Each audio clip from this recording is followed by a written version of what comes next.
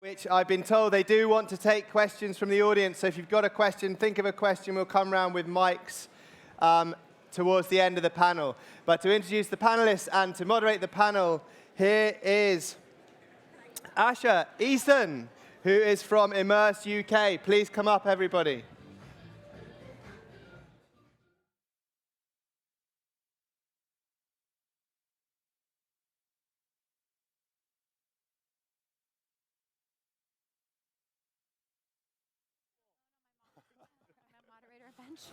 Can you guys hear me? Oh, there we go. Fun.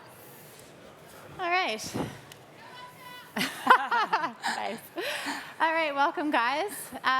Before we get started, let's do a little temperature check of the room. How many people here have actually tried VR? Ooh, nice. How many have tried AR? Oh, OK. And how many people work in the industry? Oh, all right. Not bad. Not bad. OK, before we kick off, we're just going to do a little introduction of everyone on the panel here. So I'm Asha Easton. I'm from ImmerseUK. We're an organization that is a part of the Knowledge Transfer Network, which is funded by Innovate UK, the branch of the government that gives out research and development grant funding for businesses. The Knowledge Transfer Network is basically a hive mind of experts in every industry essentially under one roof that help to facilitate cross-sector innovation and help companies to scale and grow the UK economy. And ImmerseUK focuses specifically on immersive technology. And I'll hand it over to Dave. Sure. I'm David Johnston. I work at the BBC within research and development, looking at immersive technology application for production through to kind of audience experience.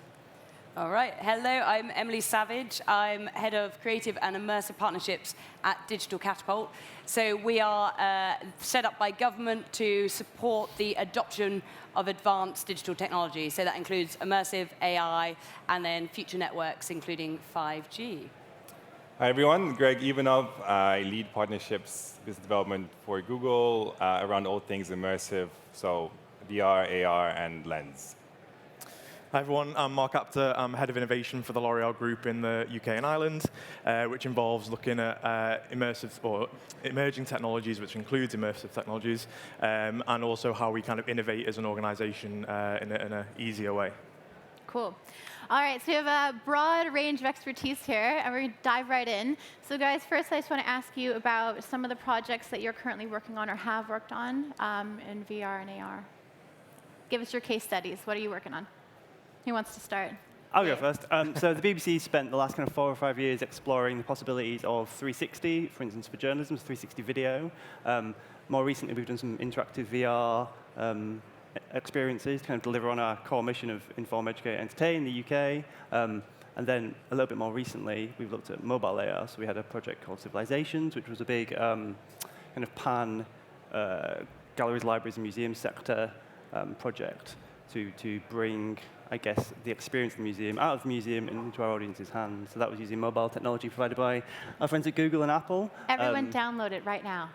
Yeah, it's great. And we found that, it's quite a niche product linked to quite a niche bit of programming, but the learnings out of it were huge, about how we build stuff in this technology, how we get it to our audiences, what our audiences think about it, the kind of usability of it, and then the return journey back to the broadcast piece or back to the BBC. Has been a really good learning journey for us. Nice. So Emily, what are some of the companies, I guess, that you have worked with that are creating consumer VR or AR? Yeah. Well, I guess we can look at it on 2 ways. So one of the things that Digital Catapult does and is really successful is we run the UK's largest immersive content accelerator. So that means that we pump £1 million between ourselves and the Arts Council England into supporting new creators that are coming up with new ideas for content. So that's ultimately one of our biggest projects and programs, and there's now been 40 new, brand new ideas that have come through that, and they're all immersive content that's suitable for arts and culture. So those ideas are this intriguing and amazing range of immersive that is a mismatch and, I guess, kind of big melting pot, really, of virtual reality, augmented reality, haptics, immersive sound, all coming together to create projects that end up being quite a mix of art forms. So there's some projects that have gone into the museum sector, such as the RAF Museum have now got this amazing immersive recreation of what it's like to be on a Lancaster bomber. That's a great one. Yeah, from the kind of dam busters mission, basically. So they have kind of took the prototype that came out of Creative XR, and then they further built on it, and now the museum have a piece that consumers are able to engage with. So there's a whole range of kind of grassroots stuff that come through Creative XR.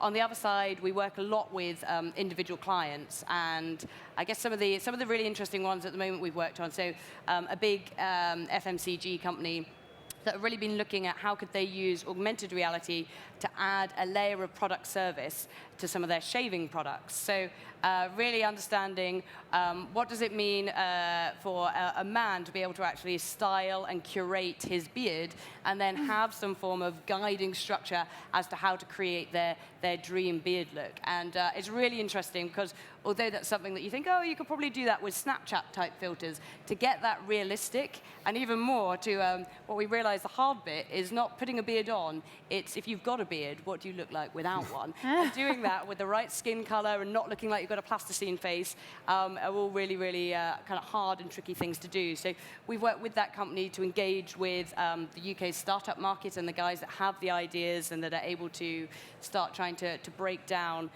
some of these technical challenges to actually help companies such as this innovate and push forward. So that was an interesting one. Cool. Love audience participation. How many guys would use an app like that for their beard? Don't be shy. Don't be shy. You can admit it. OK.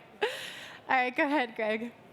I think for us, what's interesting isn't so much the sort of the range of projects we work on, but where we come from. And the philosophy is kind of a very Google-centric thing, which is making things useful or making products useful. So with Lens, for example, we really see that as the future of search. So anyone tried Lens in the audience? OK, cool. So quite an early stage product for us, but the idea is to essentially create the next sort of evolution in what search could be. So from indexing just the web with text, images, and videos, we're saying, can we index the physical world? And that radically changes the way you search for things and interact with them. So to give you an example, I really like your dress. I can lens it and either get style match of similar types of styles and perhaps get a few merchants from where I could buy that, or even search for that particular kind of dress. Same things for the natural world, etc. In the real day-to-day life, I could go to the restaurant next door and lens a menu, and it would give me automatic highlights of the most popular dishes on that menu. I could then go in and take a look at the reviews and the photos. So that's just a kind of a taste of how we think about immersive and trying to make it useful day-to-day. Cool. So I guess at L'Oreal, we've always kind of believed that digital tech and beauty goes hand in hand, and it gives us a better grasp of the consumer needs. So in an e-commerce context, particularly when we're doing all of our user experience research, the biggest need that we generally see is when users are shopping, it's is that product right for me or you as an individual? So how's that going to look on me? And without being there physically in front of the product, that's sometimes quite hard to grasp because you can't actually physically try it on. So AR was like a perfect solution to kind of address that need. It's something that allows you to virtually try on a product and instantly see what it looks like on you as an individual. We've got Monetised, which is now part of the L'Oreal group, and we've been using that in an e-commerce context to really help serve that need and help people realize what things look like on them. Nice. OK, because we have limited time, I want to just get right down to the nitty-gritty of things. And I want to ask you guys about the two main things. One is, how are you capturing data around your user experience, and what kind of ROI are you seeing, or are you seeing any? And also, what have been some of the pain points you've seen with trying to be you're kind of the forerunners of this technology. You're testing all the new stuff. So what are you finding is the most difficult? Shall I go first? Yeah. So I think in terms of measuring, I think there's no one kind of silver bullet KPI. I think it depends on the use case that you're kind of using the technology in. So in our example in e-commerce, we're using e-commerce metrics to kind of assess the performance of the AR tech. So particularly around engagement or conversion rate.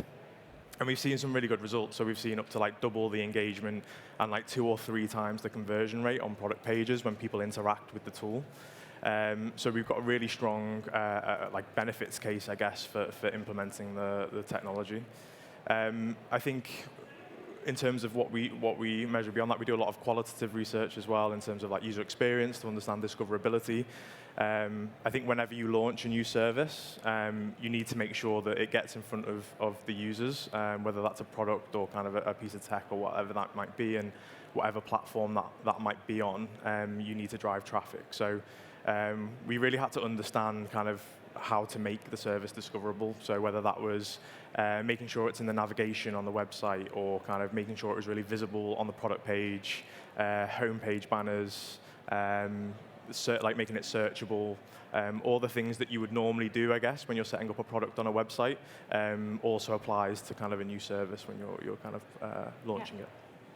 Actually, and speaking of getting the tech into people's hands, the BBC has been running an amazing library tour with all of their content across the country. Yeah. So I think, to your point about the pain points, getting the content into people's hands can be difficult, especially on the VR side, where it's very specialized technology and it's quite expensive, and maybe it's not so easy to use. And one of the things we thought about trying is, taking technology and putting it into places where people are going to be. So for some experiences, that might be retail or shopping centres. But for the BBC, being public service, we've got really good links with public libraries. So we've got a programme where we've gone to over 100 libraries in the UK with a number of headsets and kind of a user manual. It's ongoing as well. It's really successful. It's still ongoing, yeah. You check it out at your local library. Yeah. And that's been really successful, really successful. Both in the kind of the amount of people, but the qualitative feedback has just been great, and it's the kind of feedback you can't get from people who buy the hardware, because it's just people who are there at knitting clubs or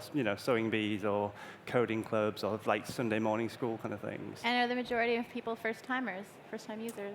Yeah, I would say the vast majority of people are first-timers, which is good. What's one of those interesting insights you found then from people?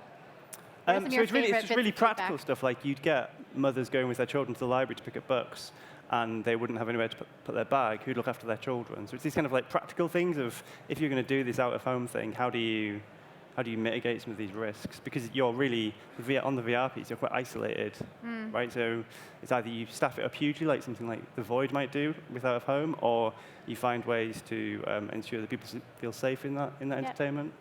But yeah, it's been really successful, and I think it's something we will look to use as a model into the future. Yeah, it's interesting because everyone is really, still in the stage of trying to develop models of, business models for this content, and trying to find ways to get it out to more users. As we know, it's not mass adopted on a consumer side yet. Any thoughts on what will drive that? I can chip in a bit there, I think, because we of course evaluate quite a lot of business models by seeing a huge range of application. I think a lot of this boils back down to the basics of any content. You have to really think about the user journey and think about how people are engaging and build your business model on that. So there's lots of ways that immersive can be applied. If it's being applied internally into a business to solve a critical business problem, and we've got a few examples of kind of enterprise use cases, then of course you're looking at the money that you're saving, and you're looking at, okay, there's an example that we've been doing with a manufacturing company that they manufacture glass, and as you might imagine, one of the big risks of manufacturing glass and having a lot of molten glass is that you have fires, and they'd had 2 catastrophic fires in the last 5 years or something along those lines, which caused multiple pounds of damage, multiple millions of pounds of damage.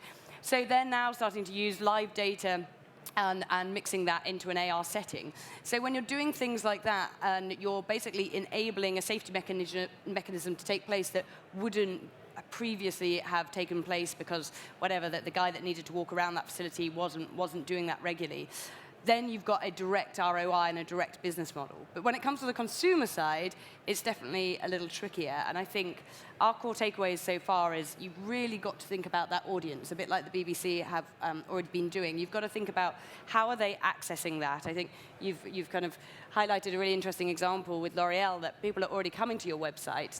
You've made it very easy for them to take that extra step to utilize the AR. But with VR particularly, you've got to think about that audience already being created, and you can then take that VR experience to them and accept the fact that people are unlikely to do this if it's a really complicated step. And once you start doing that, once you take it to the audience, you can start building very, very, I think, accurate business models as to how people experience that and what they might pay to do it. Yeah. I would just add that it's for sure about the friction or the lack of friction of getting into the experience, but also solving for user needs.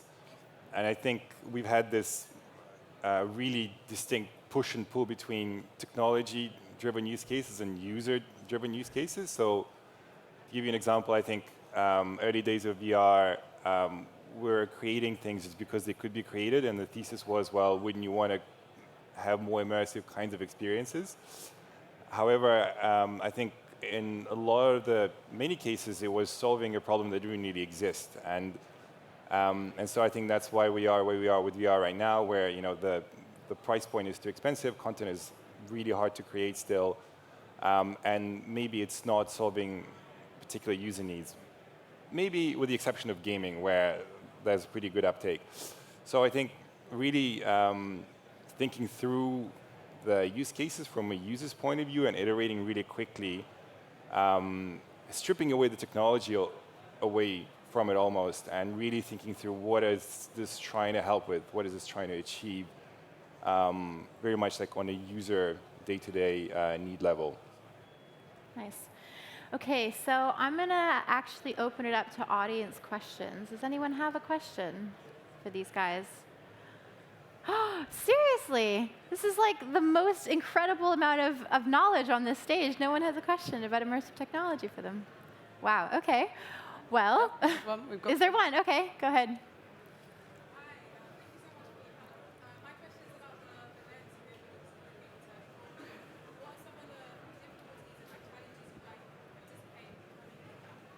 OK, so the difficulties and challenges of developing Google Lens. What were some of the difficulties and challenges of developing Google Lens? Really substantial challenges. I think if you think about voice, there's like 30,000 words in the English language, I think. We only use about 3,000.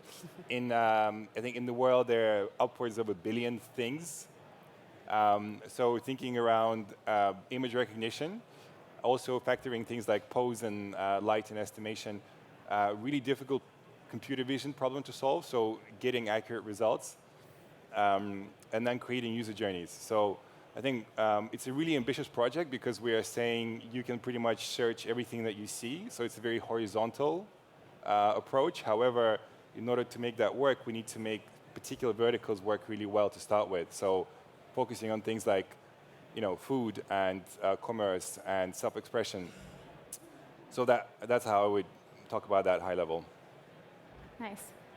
And I want to ask Mark a bit more about Monetised and what's kind of like the future of that app and how are you going to evolve it? What's the next steps? So we've had a lot of success with the virtual try-on use case.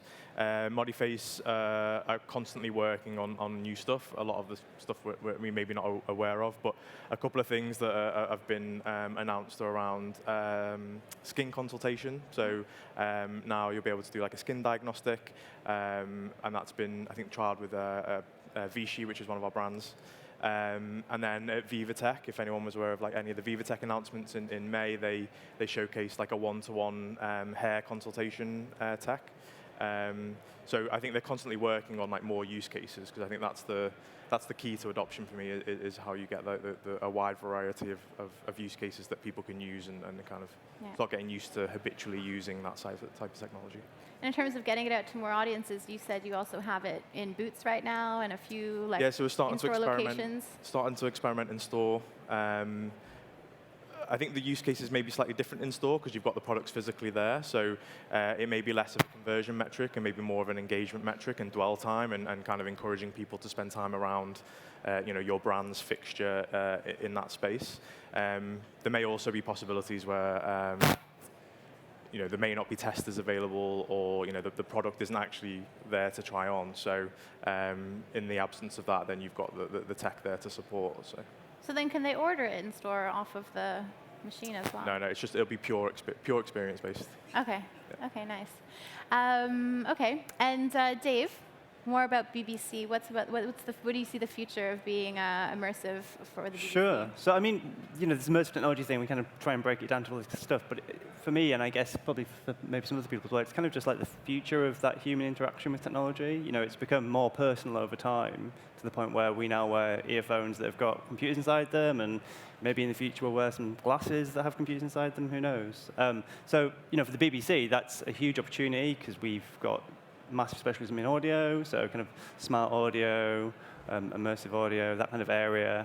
Nice. Seems like a really ripe opportunity. And actually, that's a really interesting space right now as well. And actually, at Digital Catapult today, they have an incredible event on as well about, what is it called, Surroundscapes? It's called Surroundscapes. Yeah. I mean, I shouldn't tell this audience, right? It's another event. But yeah, I think it highlights the point around immersive sound right now. It does feel in the last kind of couple of years, immersive sound has really started to enter the stage as well as to what is immersive. And I mean, whether you're experiencing it simply as sound. Yesterday, for example, I saw one of these showcase demos that's going on today at Digital Catapult, which they've managed to divide up a bit of audio into 60 different channels, 60, and they have an array of 60 speakers, and therefore you're in this physical space, and it feels like you're experiencing sounds in real life. I mean, in a way I'd never even experienced in the cinema before. So, and these guys are basically a bunch of engineers. They haven't yet thought about how to commercialize this piece of kit. But whether you're looking at kind of a DJ set, or whether you're looking at the most immersive museum piece possible, or of course the advertising space and that next generation of location-based entertainment. The sound element, we really are, I think, and BBC have been leading the way in that. And I mean, yeah, even looking at who's been involved in the event going on today, lots of big players are coming to the stage, from Dolby to Bose. Yeah, Bose has those really cool new AR, well, they're not even AR glasses, they're just surround sound glasses. They're just sound, yeah. Bose yeah, so you put them on with spatial audio in no one else can hear it, obviously, and it's just in the... It's really cool. It's really, really cool. Yeah. It's intriguing, and again, I think they're still kind of finding their place to exactly what the use case for them is. But yeah, to have sunglasses that have audio that is able to adapt and change to your surroundings and give you a new breed of experience. Yeah. And we're also seeing that as like a really big part of, for example, Magic Leap headsets. Has anyone tried Magic Leap yet? A couple, not bad. It's pretty hard to get your hands on that bit of hardware, but if you can give it a try, it's pretty cool. It's some AR glasses, but it has built-in spatial audio in it. So actually, the experiences are the good ones, honestly, that I've seen so far are really heavily sound-driven. Those are the best ones, really. So it's really interesting. So do you guys have any last comments of the future of the industry before we wrap up? Where you think everything is headed?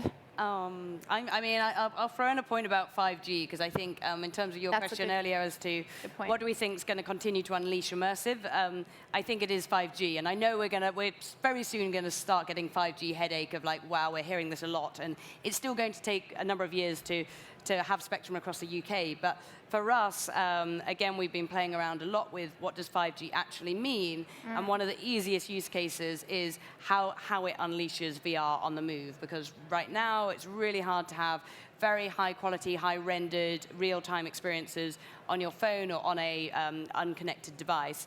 And when I say unconnected, untethered.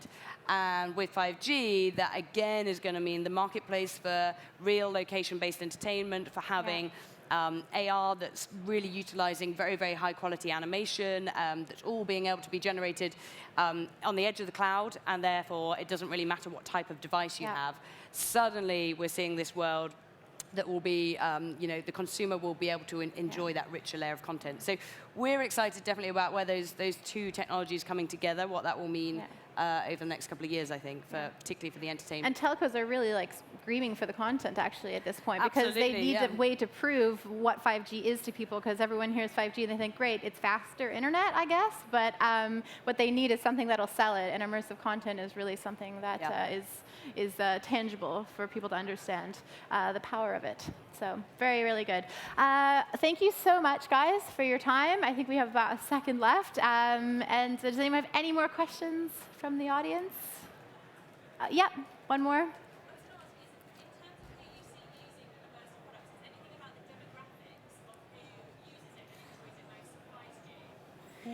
Is anything interesting about the demographics that you guys have found? Like who's enjoying this content most? Have you Who's using it the most? I mean, I have to admit, I haven't looked at that level of detail. We generally target our overall consumer. It's hard because as an individual, you've got there are infinite amount of like user journeys that can possibly happen at any one moment, and no matter what your demographic is, I think you need that content at some point to serve whatever the use case or the need is that you're looking at. So, I mean, my assumption would be that kind of it's open to everyone, and it's a service that anyone can use, because at some point it will serve a need. Perfect. I think that was a great question to wrap up on. Thank you guys for all of your time, and enjoy the rest of the festival, guys. Thank you.